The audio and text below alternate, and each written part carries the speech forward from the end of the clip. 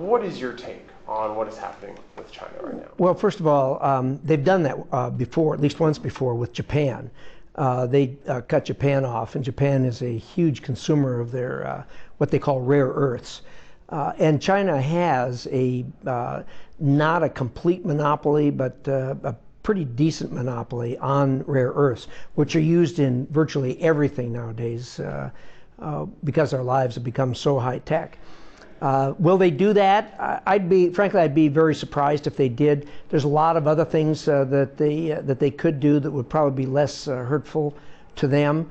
We're going through a time with China where there's a lot of elbowing and pushing and shoving a little bit. But as we go through the 21st century, things are changing. We now have a competition for great powers between Russia, China, and the United States that really hasn't happened on the planet in centuries. It's happened before when Great Britain had these kind of challenges with other countries. And it's interesting to watch. Because the Earth is so connected, both for communications and for economics and for trade and for business, that they can be unsettling. And so we monitor this very closely. The president obviously is dealing with this on a regular basis. He's fully engaged in it. We talk all the time with him, with the trade negotiators about the trade things and how they affect our states. Obviously, Idaho's trading is very, very important to Idaho. They understand that, but this is going to go on for some time. But we need to get to a place where China behaves itself. It is not playing by international norms. A good example of that really is right here in Idaho, where they have actually stolen technology from Micron Technology, one of our largest employers in the state. And we have worked very hard to bring them the heel on that. The Chinese are reluctant to first admit that they did anything wrong, but secondly, to make it right. But they're going to have to. If they're going to play, if we're all going to compete, we've got to compete under the rule of law. If there's no rule of law, it becomes a wild, wild west and very difficult to do business in. China, I think, is coming to that realization slowly. They don't have the kind of rule of law that we have, and any rule of law that they have is very recent. They're dealing with a country, the United States, that's had rule of law since it was founded, and so they're slowly coming to where they need to be, but it is very slow, and they're going to have to step it up, or there are going to be trade problems and upheaval that we shouldn't have. Do you agree with the president's move to increase the tariffs on Chinese goods? Well, look, I'm not a tariff guy. You know, we Republicans are free traders. The president is a friend. I support him in most of the things that he does. We've had some spirited discussions about tariffs. We Republicans, look, get the tariffs out of the way, get the government out of the way, let us trade. And if we do that, everybody does better. The buyer, the seller, the producer, everyone does better. But countries have problems between themselves, and these need to be worked out. And a lot of times the tariffs are used as a way to either punish or to level the playing field.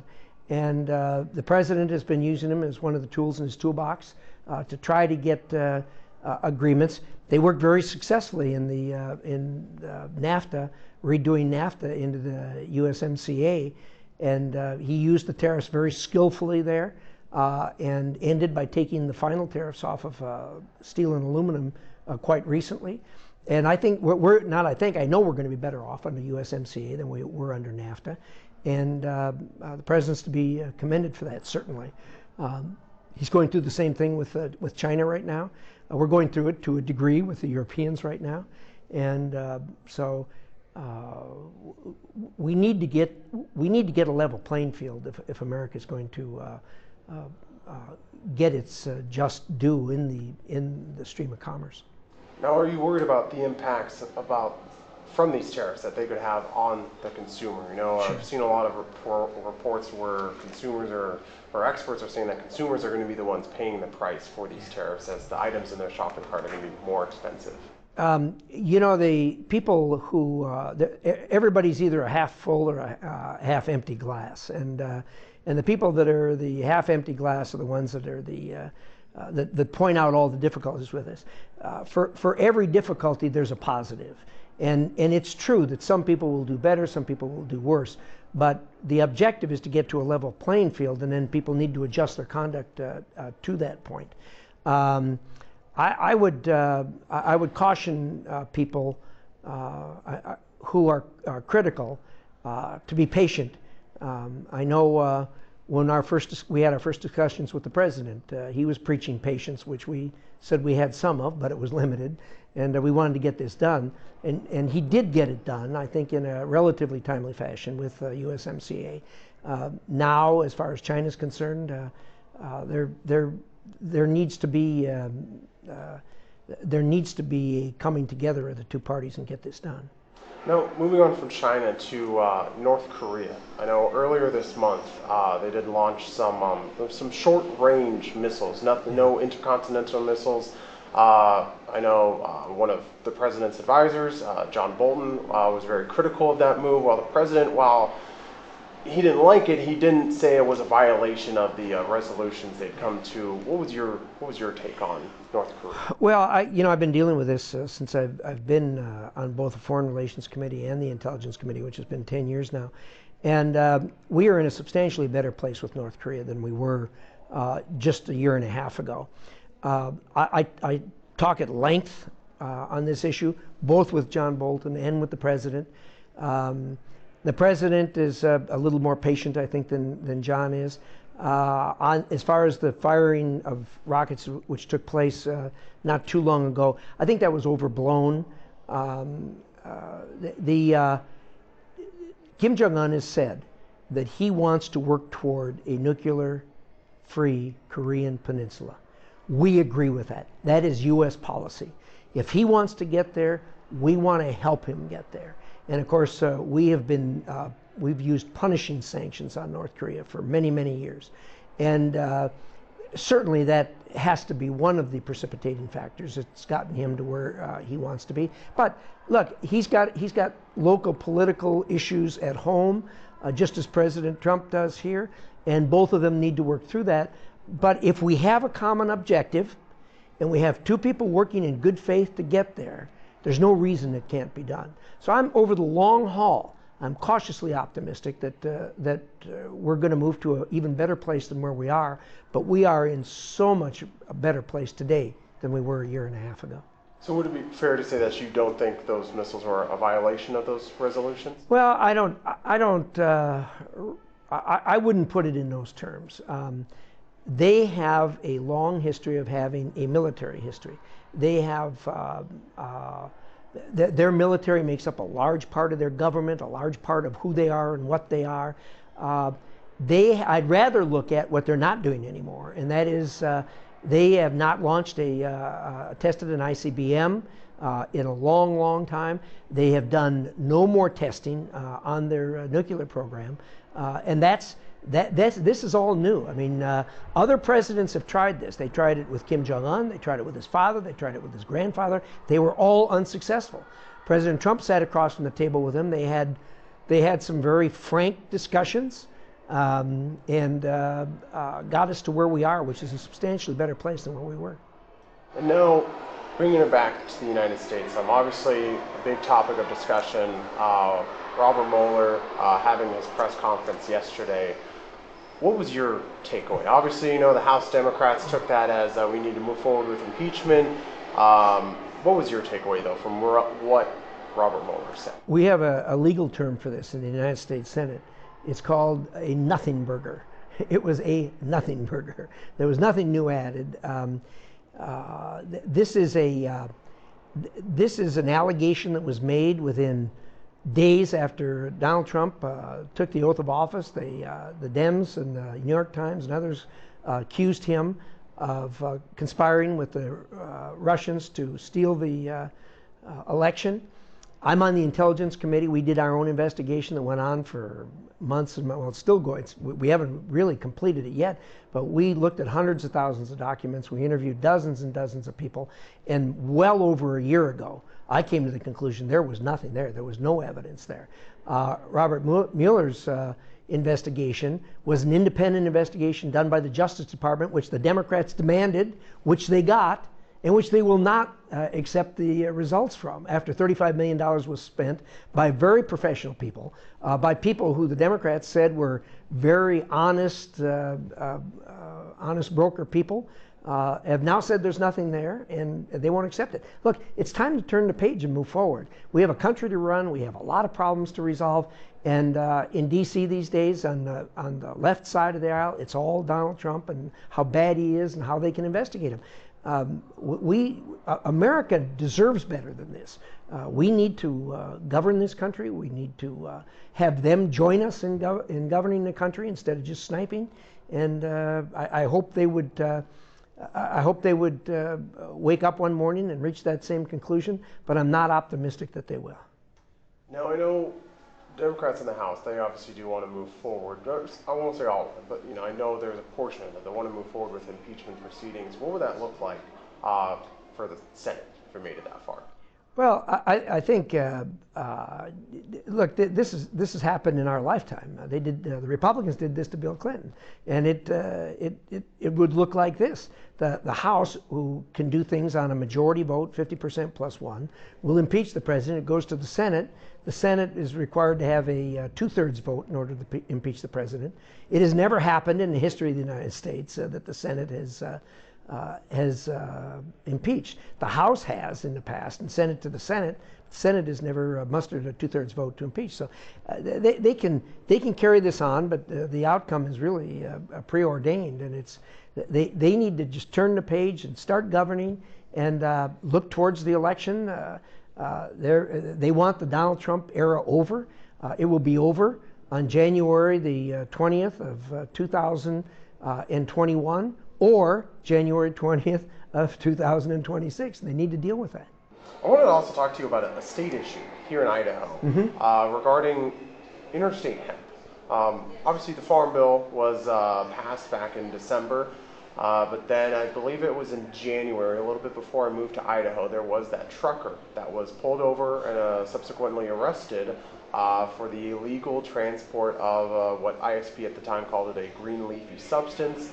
Ends up being test positive for hemp. Now he's going through the legal process here. With this Farm Bill, I mean, what can happen as far as, because the Farm Bill, it made interstate transport legal, if I'm not mistaken, correct? It did not. It did not. What it did was it got the government out of the business of regulating hemp, but it did not tell the states what they could or couldn't do. And every state has their own option of how they're going to handle it. Let me give you an example. In some states, like Idaho, you can talk on your cell phone while you're driving. You cross a state border, you go to another state, and they say, no, you can't talk on your cell phone when you're driving. That is a state decision to make. And that's true with hemp. It's true with hemp's sister, the actual marijuana plant. These are left to the states, and the states, actually, I shouldn't say that. On the actual marijuana, the federal government really hasn't, I don't believe, said they were getting out of it, but on hemp they did say they were getting out of it, and that leaves it to the states. So look, I spent almost 30 years in our state senate. I was a governor of this state. The last thing I want to do is tell the state how they should do this. We have really good people elected to public office here. They need to make that decision. That's not my decision at the federal level. The feds got out of it and left it up to the state, and my only regret is the federal government doesn't get out of a whole lot more stuff and leave it to the states. Okay, so just because the Farm Bill is in place, that does not mean that... No, that's a misinterpretation of the Farm Bill. The Farm Bill did not say that hemp was legal. What the Farm Bill said, it is no longer illegal at the federal level, but states, you do with it what you want to do. And it's really pretty simple. It's almost reverse then with what some states have done with marijuana in terms of legalizing it statewide, but obviously it's still illegal federally. Yeah, and you go through these things.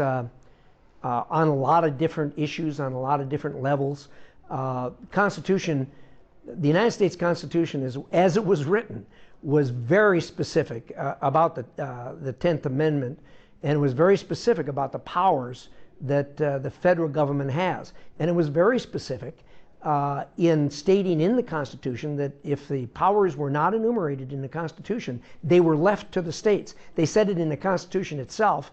They then passed the 10th Amendment, which said, we really, really mean it. Now, unfortunately, it doesn't get the attention it should get today, but there's still a lot of power left with the states. And those of us who believe in the states' rights fight for that every day. There should be a much clearer delineation between the feds and the states. Now, the last issue I wanted to talk with you about today was about Iran. The president has, imposed these pretty heavy sanctions on their oil industry. And then also there was the labeling of their military as a terrorist organization. Well, I support the president 100% on that. I've been dealing with Iran again since I've been there, and you have a regime that would rival very few for being the worst on the planet. The Iranian people themselves are good people. The demographics are such, and this is very rough numbers, but a very substantial number, like 70% of the population is under 30 years old. They're a Western-leaning culture. They're the remnants of the old Persian culture from millennia ago, but they are Western-leaning as far as the population is concerned. The regime is very old. It's very far to the right. It practices and enforces a very extreme brand of Islam, and it causes trouble everywhere. Every problem we have in the Middle East has Iran's fingerprints on it. They are the largest sponsor of terrorism in the world. Even though they're going broke, I mean, because of our sanctions, they're having a lot of trouble within their economy, and yet they still spend billions supporting Hamas and supporting Hezbollah and other terrorist organizations, all to poke a stick in our eye, and Saudi Arabia's and some other people that they have issues with. The regime itself simply aren't good people. They're not honest brokers. They don't want, they don't want the same things we want, which is fine as long as they don't bother us or cause difficulties for us. But this can't go on. The sanctions that we have put on them are, as you pointed out, very, very strict sanctions.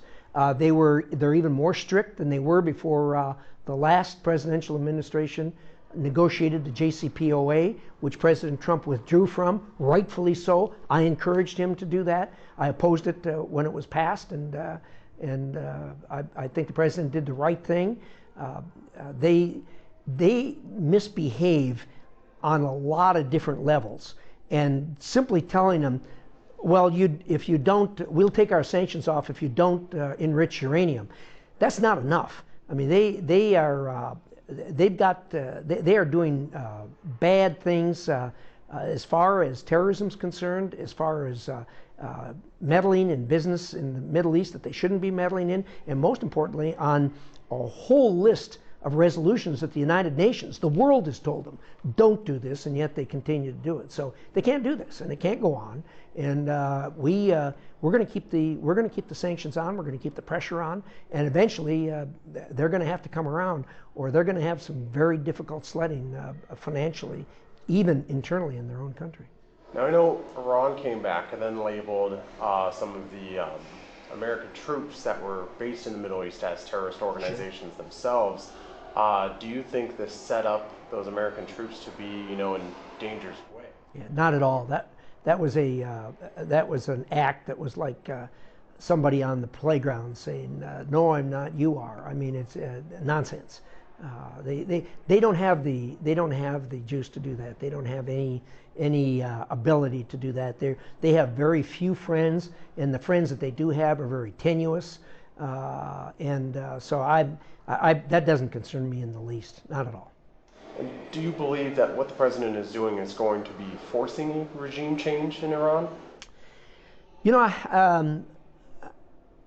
I wouldn't say that. I would say that the consequences of their bad action are what are causing these sanctions to be put on them. They've done this to themselves, and how that plays out, I don't know. I've said all along, if Iran had a Second Amendment, they would have a different regime right now.